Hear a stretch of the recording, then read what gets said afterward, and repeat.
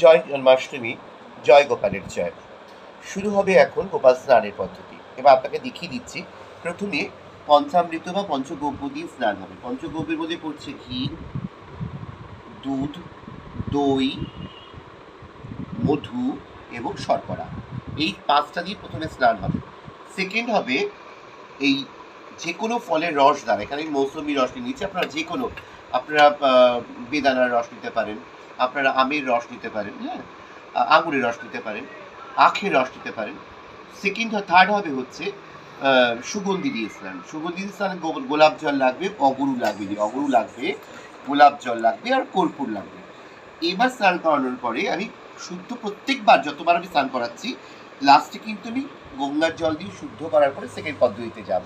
তাই প্রথম পদ্ধতি হচ্ছে আমি পঞ্চামৃত বা পঞ্চগব্য দিয়ে স্নান শুরু করছি। এই দেখুন, এবার আমি